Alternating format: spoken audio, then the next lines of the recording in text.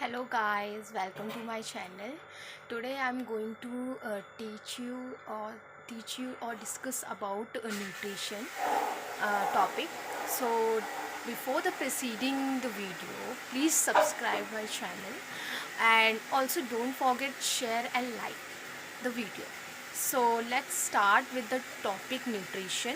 In class 10 science work chapter 6 life process में एक nutrition topic है. I am going to discuss about that topic. So, what is the life process? Life process is the function performed by living organism to maintain their life on earth. So जो भी जो भी processes living organism के through होती हैं वो करते हैं, वो जो होती है अपनी लाइफ को सरवाइव करने के लिए अर्थ पे, उसको हम लाइफ प्रोसेस बोलते हैं. देन बहुत सारी ऐसे लाइफ प्रोसेसेस होती हैं एक ह्यूमन बींग्स के अंदर, such as respiration, nutrition, digestion, transportation, growth, control and coordination, reproduction.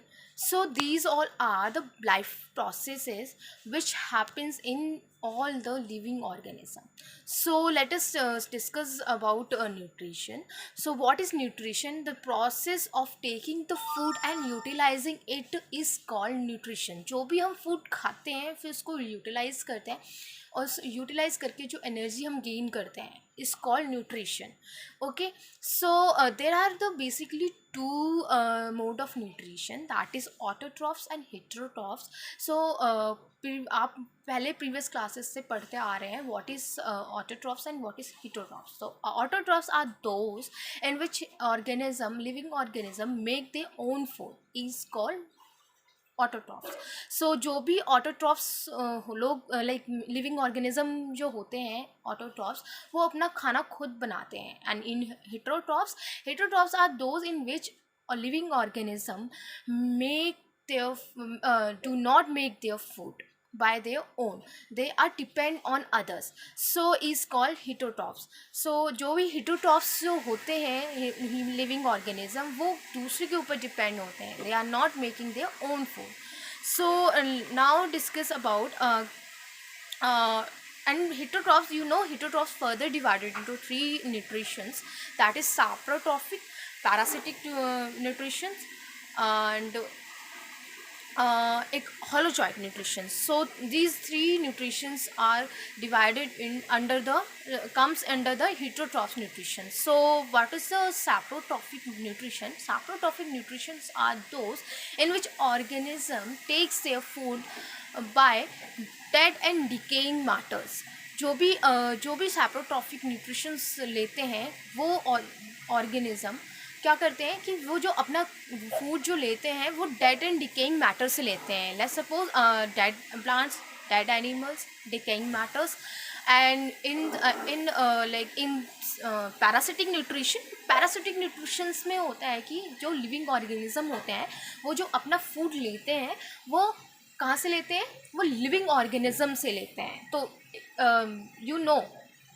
now you get to know the basic difference between saprotrophic nutrition and parasitic nutrition. So in parasitic nutrition they are taking the food from living organism, and in saprotrophic nutrition they are taking the food from dead and decaying matters.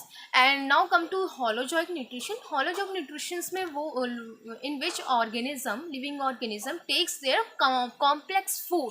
Complex food लेते हैं वो outside से. जो भी complex food, let's suppose example human beings जो होते हैं वो हॉलोजॉइक न्यूट्रिशंस लेते हैं because they are taking the complex food from the outside. ठीक है, okay. Then come to the nutrition, how the plants takes their nutrition. So and we already know plants are autotrophs. So autotrophs are those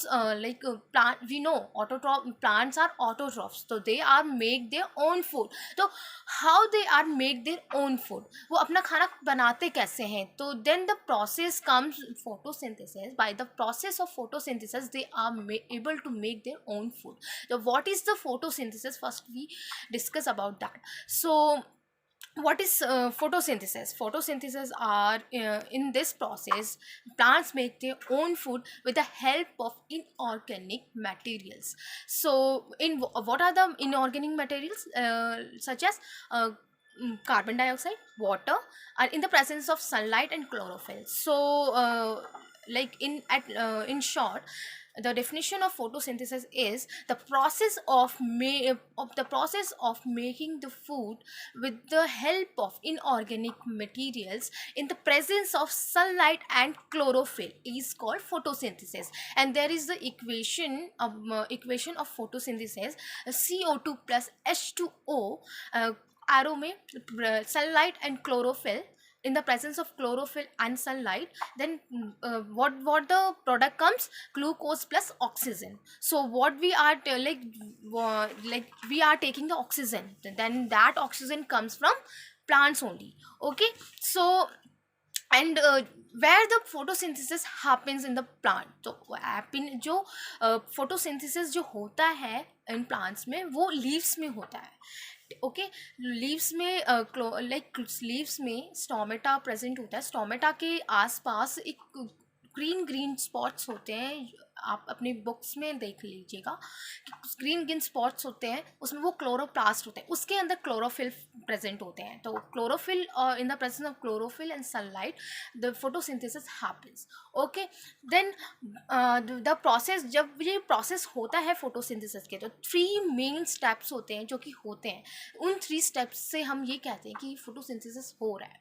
okay, तो first steps are absorption of light, then splitting the hydrogen, splitting the water into hydrogen and oxygen with the help of light energy. First they are taking the light energy and convert into chemical energy, and that chemical energy converts the water in split the water into hydrogen and oxygen, and with the help of hydrogen the reduction of carbon dioxide happens. So these 3 steps are happening in the process of photosynthesis. First, absorption of sunlight, second is change light energy into chemical energy, and third is reduction of carbon dioxide by hydrogen. So what are the raw materials? Now come to the point, raw materials taken by plants. So what are the raw materials for plants? And raw materials are carbon dioxide and water. These two are raw materials. तो ये दो जो carbon dioxide and water है, ये ही plants के लिए raw materials होते हैं. तो ये रॉ मटेरियल्स ये लोग अपना आउटसाइड इन्वायरमेंट से लेते हैं. तो ये लेते कैसे हैं? द टॉपिक इज कम कि how they are taking the CO2 and water from the outside.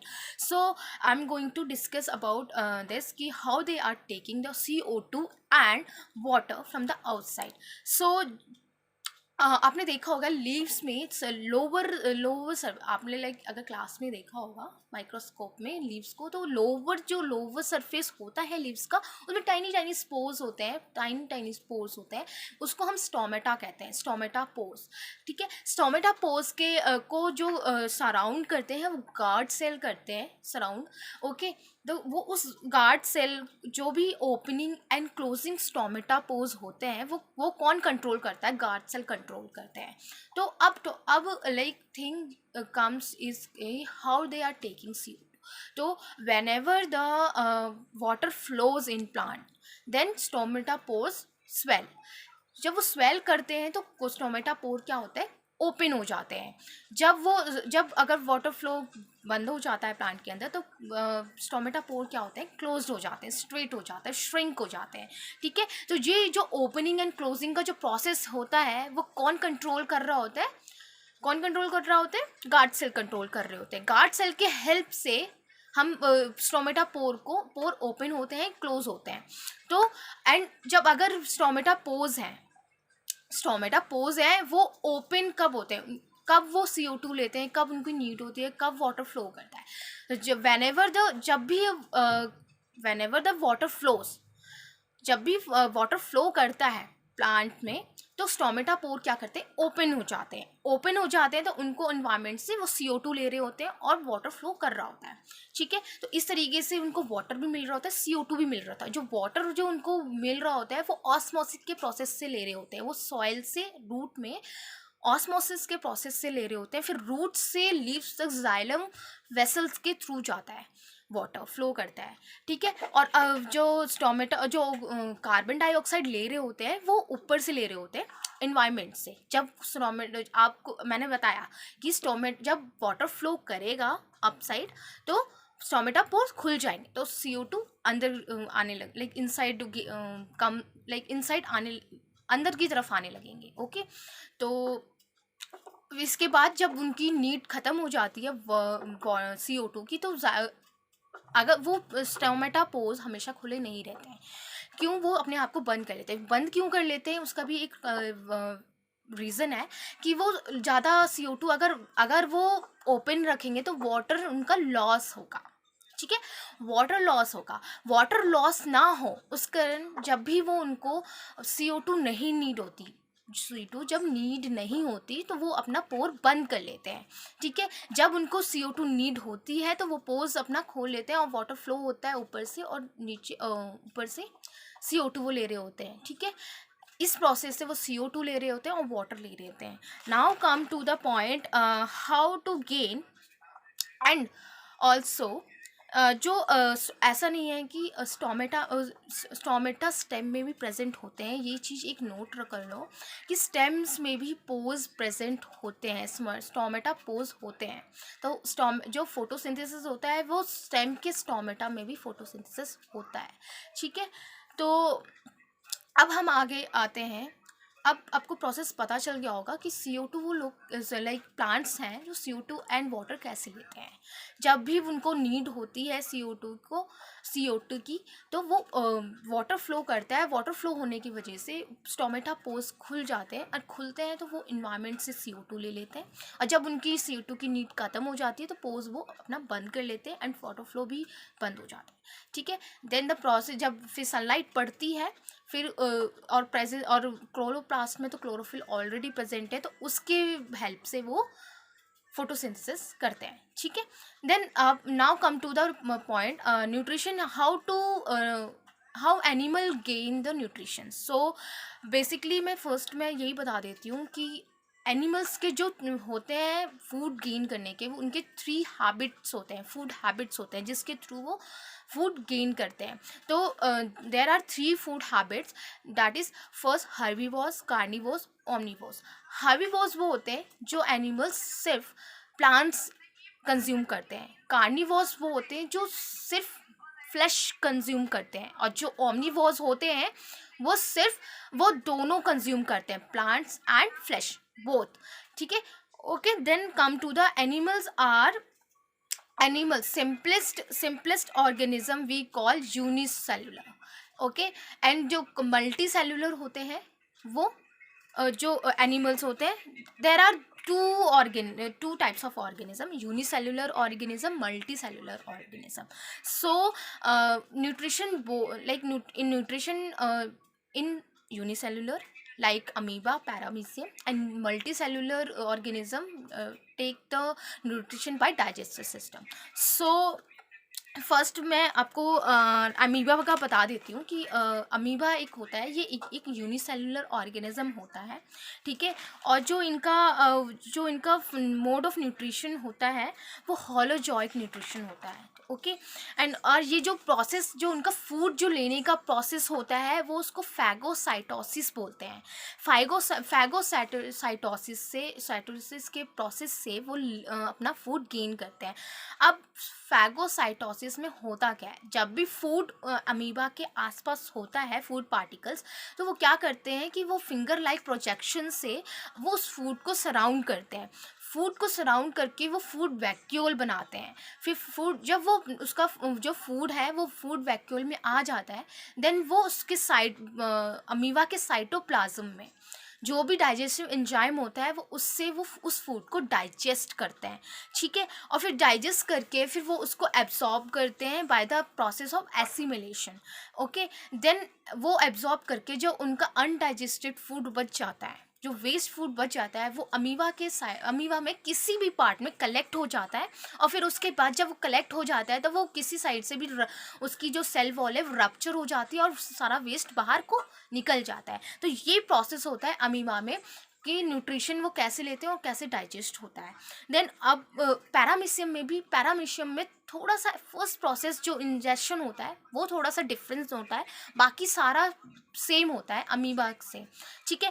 तो पैरामीशियम में हेयर लाइक स्ट्रक्चर्स होते हैं उसके सराउंड में, उससे वो अपने फूड को स्वीप करते हैं, जहाँ भी वाटर में फूड रहता है वो उस हेयर लाइक स्ट्रक्चर से वो स्वीप करते हैं माउथ की तरफ, और फिर वो माउथ की तरफ आ जाता है तो वो इंजेक्ट कर लेते हैं अपने में, और फिर देन सारा प्रोसेस अमीबा की तरह होता है, okay. Then now come to the point कि न्यूट्रिशन इन एनिमल्स में न्यूट्रिशंस कैसे होते हैं, न्यूट्रिशन वो कैसे लेते हैं एंड कैसे डाइजेशन होता है। तो जो न्यूट्रिशन जो एनिमल्स में होते हैं वो with the help of digestive system से लेते हैं। तो पूरे जो हमारे माउथ से लेके एनस तक पूरा जो जितने भी ऑर्गन्स प्रेजेंट होते हैं वो माउथ से लेके एनस तक का पाथ को हम एलिमेंट्री कैनाल बोलते हैं, ठीक है। तो इस एलिमेंट्री कैनाल में बहुत सारे ऑर्गन्स होते हैं, जैसे mouth, oesophagus, stomach, small intestine, large intestine, okay. और इसी बीच में 3 ग्लैंड्स जो वर्क कर रहे होते हैं, एक सलाइवरी ग्लैंड वर्क कर रहा होता है, liver and pancreas, okay. These 3 glands are there and mouth, oesophagus, stomach and small intestine, large intestine, these are the organs in alimentary canal. So how they are taking the nutrition and how they are digest, I am going to tell you about that, okay। So first जो वो animals हैं जो food लेते हैं with the help of hand, वो अपने hand से food को अंदर लेते हैं एंड फिर टीथ के हेल्प से हम अपनी फूड को च्यू करते हैं, ठीक है। और च्यू करते हैं फिर, और with the help of teeth and tongue we are able to chew the food. और ये जो फूड है जब हम जैसे च्यू करते हैं तो हमारा सलाइवरी ग्लैंड से सलाइवा सिक्रीट होता है। और सलाइवा सिक्रीट क्यों होता है? सलाइवा सिक्रीट इसलिए होता है, फर्स्ट ऑफ ऑल जब जो भी हमारे फूड में स्टार्च प्रेजेंट होता है उसको डाइजेस्ट करता है सलाइवा। सेकेंड, वो हमारे जो फूड को वो वेट करता है सो दैट कि जो भी हमारा फूड होता है वो ईजिली स्वेलो हम कर सकें। अगर सलाइवा नहीं होगा, हमारा फूड वेट नहीं होगा तो हमें बहुत दिक्कत होगी उसको स्वेलो करने में। और ऊपर से वी नो कि हमारे जो इंटरनल ऑर्गन्स होते हैं वो बहुत सॉफ्ट होते हैं, तो हमें चॉक होगा इंटरनल ऑर्गन्स में, तो वो ना हो इसलिए सलाइवा सिक्रीट होता है। तो इसके 2 प्रोसेसेस होते हैं, पहले कि वो स्टार्च सिक्रीट करता है, सेकेंड इज़ कि वो अब फूड को हमारे वेट करता है जो ईजिली हम उसको स्वेलो करें, ठीक है। तो जब भी हम खाते हैं उसको हम विद द हेल्प ऑफ टंग और टीथ हम उसको च्यू करते हैं, और फिर सलाइवा के हेल्प से वो फूड है वो वेट हो जाता है। फिर जब वेट हो जाता है और स्टार्च उसमें जो प्रेजेंट होता है वो with the help of saliva digest होता है। जो भी जितना जैसा भी डाइजेस्ट थोड़ा बहुत होता है वो खाना हमारा टंग से हमारे ईज़ोफेगस से वो स्वेलो होता है, और वो हमारे टंग से with the help of tongue we are able to swallow our food. तो हम टंग की हेल्प से अपनी फूड को स्वेलो करते हैं, फिर वो ईज़ोफेगस की हेल्प से, और ईज़ोफेगस से जो फूड जाता है स्टमक में वो कौन से मूवमेंट से जाता है? पेरिस्टाल्टिक मूवमेंट से जाता है, ठीक है। वो सीधा ऐसे नहीं जाता, वो मूवमेंट करता है, एक मूवमेंट की हेल्प से हमारा जो फूड है वो ईज़ोफेगस से स्टमक में जाता है। That movement is called peristaltic movement, okay. Then stomach में पहुंच करके फिर वहाँ स्टमक में एक गैस्ट्रिक जूस सिक्रीट होता है। वो गैस्ट्रिक जूस थ्री थिंग्स से बना होता है। First, hydrochloric acid, second is pepsin, and third is mucus. तो इनके मैं फंक्शन आपको बता देती हूँ कि इनके तीनों के फंक्शन क्या होते हैं। तो ये और इन तीनों को मिक्स करके गैस्ट्रिक जूस बनता है, जो कि हमारे फूड को पहुंचते ही स्टमक में गैस्ट्रिक जूस सिक्रीट होता है। तो इस जो गैस्ट्रिक जूस में जो हाइड्रोक्लोरिक है, पेप्सिन है, म्यूकस है, इनके फंक्शंस क्या होते हैं? तो हाइड्रोक्लोरिक जो एसिड सिक्रीट होता है वो हमारे गैस्ट्रिक जूस को एसिडिक इन मीडियम करता है, मीडियम मतलब एसिडिक मीडियम करता है, सो दैट वो जो गैस्ट्रिक जूस है वो प्रोटीन्स के ऊपर जो पेप्सिन है, जो गैस्ट्रिक जूस में पेप्सिन है, वो वर्क कर पाए हमारे हमारे फूड पर। हमारे फूड में जो भी प्रोटीन प्रेजेंट होता है वो पेप्सिन की हेल्प से डाइजेस्ट होता है। तो पेप्सिन जब ही वर्क करेगा जब हाइड्रोक्लोरिक पूरे गैस्ट्रिक जूस को एसिडिक इन मीडियम बना देगा। ठीक है, तो हाइड्रोक्लोरिक के दो फंक्शंस होते हैं। जो भी हम फूड इंजेस्ट करते हैं उसके साथ अगर बैक्टीरिया, जो भी बैक्टीरिया पहुंच जाते हैं उसको किल करने में हेल्प करता है फर्स्ट, एंड सेकंड जो गैस्ट्रिक जूस होता है उसको एसिडिक इन मीडियम करता है, मतलब मीडियम एसिडिक करता है उसका, सो दैट कि गैस्ट्रिक जूस में जो पेप्सिन है वो वर्क कर पाए हमारे फूड पे और हमारा प्रोटीन वो डाइजेस्ट करे। ठीक है, और म्यूकस का क्या काम होता है? तो आपको पता चल गया होगा, हाइड्रोक्लोरिक के दो फंक्शंस हैं। पहले first of all bacteria kills करता है, जो भी हम फूड ले रहे होते हैं उसमें बैक्टीरिया जो आते हैं उसको किल्स कर रहा होता है। सेकंड कि वो पूरे गैस्ट्रिक जूस को एसिडिक मीडियम बनाता है। ठीक है, सो दैट कि पेप्सिन जो प्रेजेंट होता है वो प्रोटीन को डाइजेस्ट करे। तो पेप्सिन का क्या फंक्शन होता है? प्रोटीन को डाइजेस्ट करता है। और म्यूकस का फंक्शन होता है कि जो भी कि हाइड्रोक्लोरिक एसिड है वो बहुत एसिडिक होता है, तो वो हमारे स्टमक को, हमारे म्यूकस जो होता है वो हमारे वॉल ऑफ स्टमक को प्रिजर्व करता है। किससे करता है? HCl से, हाइड्रोक्लोरिक एसिड से, क्योंकि वो बहुत एसिडिक होता है। अगर म्यूकस नहीं हो आए लाइक सिक्रीट होगा तो हमारे जो हाइड्रोक्लोरिक एसिड है वो हमारे स्टमक के बॉल को हार्म कर देगा।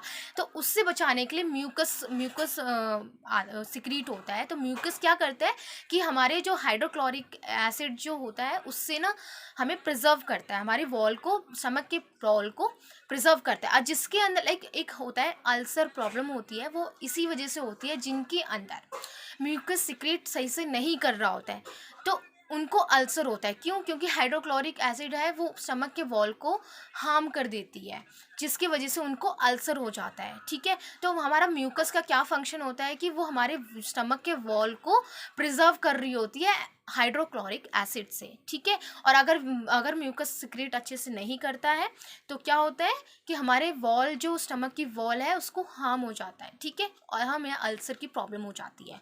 देन हमारा जो भी डाइजेस्टिव फूड जितना भी हो रहा होता है वो हमारा कहाँ आगे पास हो जाता है? स्मॉल इंटेस्टाइन में। अब आगे हम स्मॉल इंटेस्टाइन में 2 ग्लैंड्स के सिक्रीशंस आ रहे होते हैं, और थर्ड स्मॉल इंटेस्टाइन का खुद का एक स्मॉल इंटेस्टाइनल जूस होता है। ठीक है, तो 3 सिक्रेशन आ रहे होते हैं। एक लीवर से आ रहा होता है, लीवर से बाइल जूस आ रहा होता है, और पैंक्रिया से पैंक्रियाटिक जूस आ रहा होता है। ठीक है, और हमारे स्मॉल इंटेस्टाइन से इंटेस्टाइनल जूस आ रहा होता है। तो ये 3 जूस जो सिक्रीट होते हैं, अब ये हमारे फूड को डाइजेशन करेंगे। कहाँ पे करेंगे? स्मॉल इंटेस्टाइन में। अब हमारा फूड आ गया स्मॉल इंटेस्टाइन में। तो अब हमारा फूड स्मॉल इंटेस्टाइन में आ गया, हमें 2 ग्लैंड से सिक्रीशन भी मिल गई है। लीवर से हमें बाइल मिल गया। लीवर में एक एक्चुअली जो बाइल होता है वो लीवर में एक पार्ट होता है गॉल ब्लैडर। ठीक है, गॉल ब्लैडर होता है, गॉल ब्लैडर में बाइल जूस बनता है, फिर वो वहाँ से सिक्रीट होता है डायरेक्टली। कहाँ पे? स्मॉल इंटेस्टाइन में वो सिक्रीट करता है बाइल जूस। कहाँ से? गॉल ब्लैडर से। और गॉल ब्लैडर कहाँ होता है? लीवर के अंदर होता है। ठीक है, तो वो वहाँ से सिक्रीशन आ रहा होता है। पैंक्रिया से हमारा पैंक्रियाटिक जूस आ रहा होता है, और पैंक्रियाटिक जूस एक ही, उसमें भी 3 जूसेस मिक्स्ड होते हैं पैंक्रियाटिक जूस में भी। तो पैंक्रियाटिक जूस में क्या एक होता है पैंक्रियाटिक एमिलेस होता है, एक होता है लिपेस होता है, और एक होता है एक पैंक्रियाटिक जूस में 3 जूस होते हैं। एक होता है बताती हूँ मैं, एक होता है ट्रिप्सिन, एक होता है लिपेस, और एक होता है पैंक्रियाटिक एमिलेस। तो ये 3 जूसेस होते हैं ये 3 जूसेस होते हैं, किस में होते हैं? पैंक्रियाटिक जूस में। तो पैंक्रियाटिक जूस किससे बनता है? 3 एंजाइम से बन रहा होता है, ठीक है। एक पैंक्रियाटिक एमिलेज से बन रहा होता है, ट्रिप्सिन से बन रहा होता है, और किससे बन रहा होता है? लिपेज से बन रहा होता है, ठीक है। तो 3 एंजाइम से हमारा पैंक्रियाटिक जूस बनता है, ठीक है। तो लिपेज जो हमारा लीवर से बाइल सिक्रीशन हुआ है, वो क्या करता है? हमारे जो भी हमारे फूड में जो भी फैट प्रोडक्ट होता है, जो भी फैट फूड होता है, उसको डाइजेस्ट करता है। कि कौन करता है? बाइल जूस डाइजेस्ट करके उसको स्मॉल पार्टिकल्स में लाइक बना देता है, लाइक स्मॉल पार्टिकल में कन्वर्ट कर देता है, ठीक है। तो बाइल जूस का क्या फंक्शन होता है? बाइल जूस का फंक्शन ये होता है कि बाइल जूस जो भी हमारे फूड में फैट प्रेजेंट होता है उसको डाइजेस्ट करता है, और डाइजेस्ट करके स्मॉल पार्टिकल्स में कन्वर्ट कर देता है। हमारा पैंक्रियाटिक जूस जो करता है, वो उसमें जो 3 एंजाइम्स प्रेजेंट होते हैं वो करते हैं हमारा फूड को डाइजेस्ट। तो पैंक्रियाटिक एमिलेज जो पैंक्रियाटिक जूस मैंने अभी बताया कि पैंक्रियाटिक जूस 3 एंजाइम से बना होता है, ठीक है। तो जो पैंक्रियाटिक एमिलेज होता है वो हमारे फूड में जो स्टार्च प्रेजेंट होता है, थोड़ा बहुत तो स्टार्च हमारा माउथ में डाइजेस्ट हो जाता है with the help of saliva. जो थोड़ा बहुत बच जाता है वो यहाँ पे होता है पैंक्रियाटिक जूस, स्मॉल इंटेस्टाइन में होता है पैंक्रियाटिक एमिलेज से। तो पैंक्रियाटिक एमिलेज जो करती है हमारा फूड, वो जो भी हमारा कार्बोहाइड्रेट होता है, ठीक है, का जो भी कार्बोहाइड्रेट होता है हमारे फूड में उसको कन्वर्ट करता है, ठीक है। हमारे कार्बोहाइड्रेट में स्टार्च होता है, तो स्टार्च को डाइजेस्ट करके ग्लूकोज में चेंज करता है। ट्रिप्सिन हमारा प्रोटीन को कन्वर्ट करके किस में कर देता है? अमीनो एसिड में। और जो हमारा लिपेज होता है, एंजाइम लिपेज जो होता है हमारा, वो कन्वर्ट करता है फैटी एसिड, वो हमारे फैट को इन ग्लिसरॉल, फैटी एसिड और ग्लिसरॉल में, ठीक है। तो अब समझ में आ गया होगा आपको कि पैंक्रियाटिक जूस 3 जूस से बना होता है, that is pancreatic amylase, trypsin, lipase. इनके फंक्शंस क्या होते हैं? पैंक्रियाटिक एमिलेज हमारे स्टार्च को कन्वर्ट करता है ग्लूकोज में, ट्रिप्सिन हमारा प्रोटीन कन्वर्ट करता है अमीनो एसिड में, और लिपेज हमारा फैट कन्वर्ट करता है फैटी एसिड में और ग्लिसरॉल में, ठीक है। तो हमारा फूड अब एट लास्ट कन्वर्ट क्या हो गया? अब हमारा कन्वर्ट होके जो फूड बिल्कुल डाइजेस्ट होके अब यहाँ पे पूरा डाइजेस्ट हो जाता है खाना हमारा, जो भी हम खाते हैं वो पूरा यहाँ पे डाइजेस्ट होता है with the help of liver, with the help of bile juice, pancreatic juice, intestinal juice, ठीक है। इंटेस्टाइनल जूस जो होता है वो इन 3 जूस से हमारा जो फूड है वो टोटली डाइजेस्ट हो जाता है। डाइजेस्ट होके कौन से स्मॉल पार्टिकल्स में प्रेजेंट होता है? कार्बोहाइड्रेट वो है, स्टार्च जो है हमारे फूड में, वो कहाँ कन्वर्ट हो कैसे कन्वर्ट, किस फॉर्म में कन्वर्ट हो जाता है? ग्लूकोज में। प्रोटीन हमारा अमीनो एसिड में हो जाता है, फैट हमारा ग्लिसरॉल में हो जाता है, और फैटी एसिड में हो जाता है। अब ये फूड है, जो कन्वर्ट हो गया है, ये जो अब ये टोटली फूड जो ये फूड कन्वर्ट हो गया है, जो भी 3 glucose, amino acid, fatty acid, अब ये फूड हमारा एब्जॉर्ब होता है with the help of assimilation. अब एब्जॉर्ब कैसे होता है? हमारे स्मॉल इंटेस्टाइन में फिंगर लाइक प्रोजेक्शन एक स्ट्रक्चर प्रेजेंट होता है जिसको हम विलाई कहते हैं, ठीक है। With the help of villi, ठीक है, with the help of villi digested food absorb होके कहाँ जाता है? वो ब्लड में मिक्सड हो जाता है, ठीक है। तो जो भी हमारा डाइजेस्टेड फूड है वो हमारा डाइजेस्ट होके ब्लड में ट्रांसफ़र हो जाता है, ओके। और कैसे होता है कि एब्जॉर्प्शन होता है विलाई से, एंड विलाई एब्जॉर्ब करके कहाँ उसको ट्रांसपोर्ट कर देती है? ब्लड में, ठीक है। और ब्लड के थ्रू हमारे ऑल ओवर बॉडी में, ब्लड के थ्रू हमारे एनर्जी पूरी बॉडी में जारी होती है, ठीक है, ओके। और उसके बाद जो अनडाइजेस्ट फूड हो बच जाता है वो हमारा लार्ज इंटेस्टाइन में चला जाता है, ठीक है।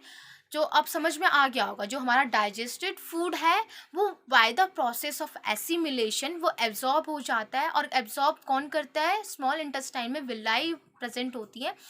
फिंगर लाइक प्रोजेक्शन जो होता है वो विलाई प्रेजेंट, उनको विलाई कहते हैं। विलाई के हेल्प से वो एब्जॉर्ब करते हैं by the process of assimilation.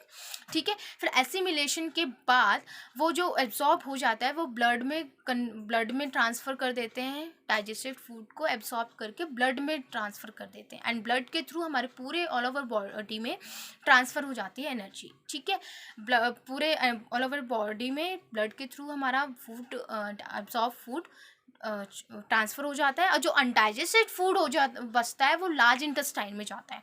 ठीक है, अब लार्ज इंटेस्टाइन में जाता है फूड, तो अनडाइजेस्टेड फूड है उसमें वाटर भी मिक्सड होता है, क्योंकि तो वो अब लार्ज इंटेस्टाइन में जो हमारा अनडाइजेस्टेड फूड में जो वाटर प्रेजेंट होता है वो एब्सॉर्ब कर लेती है कौन करती है, लार्ज इंटेस्टाइन। ठीक है, जो भी अनडाइजेस्टेड फूड होता है उससे जो वाटर एब्सॉर्ब करता है वो लार्ज इंटेस्टाइन में होता है, जो वाटर एब्सॉर्ब होता है। क्यों? क्योंकि अब हमारा अनडाइजेस्ट फूड है वो अल्टीमेटली वो बाहर आएगा, तो वो बाहर सॉलिड फॉर्म में आता है। ठीक है, तो जो भी अनडाइजेस्टेड फूड में वाटर प्रेजेंट होता है वो लार्ज इंटेस्टाइन एब्सॉर्ब करके कहाँ भेज देता है, किडनी में भेज देता है। और जो सॉलिड फॉर्म जो बच जाता है उस फूड अनडाइजेस्टेड फूड का, वो कहाँ हमारा कलेक्ट हो जाता है, जाके रेक्टम में लाइक कलेक्ट हो जाता है। जब हम इन द मॉर्निंग में फ्रेश होने जाते हैं तब हमारा क्या होता है, वो फीसेस और स्टूल के फॉर्म में बाय एनएस के थ्रू बाहर निकल जाता है। तो ये एक प्रोसेस होता है। तो अब समझ में आ गया होगा कि हमारा जो फूड अनडाइजेस्टेड फूड है वो एब्सॉर्ब वाटर उसमें से एब्सॉर्ब होके किडनी में चला जाता है, और कौन करता है एब्सॉर्ब, लार्ज इंटेस्टाइन। और जो सॉलिड फॉर्म बच जाता है वो रेक्टम में आ जाता है, रेक्टम में कलेक्ट हो जाता है। जब भी हम इन द मॉर्निंग फ्रेश होने जाते हैं वो एनएस के थ्रू बाहर निकल जाता है in the form of faeces और स्टूल। तो ये पूरा प्रोसेस होता है डाइजेशन का, और डाइजेस्टिव सिस्टम का ये वर्क होता है। ठीक है, तो इस तरीके से जो एनिमल्स हैं वो न्यूट्रिशंस को लेते हैं। ठीक है, कि अब आपको समझ में आ गया होगा कि कैसे एनिमल्स न्यूट्रिशंस लेते हैं, और माउथ से लेकर के एनस तक कैसे डाइजेशन होता है, क्या क्या कौन कौन से ग्लैंड्स जो उनको हेल्प करती है डाइजेशन में।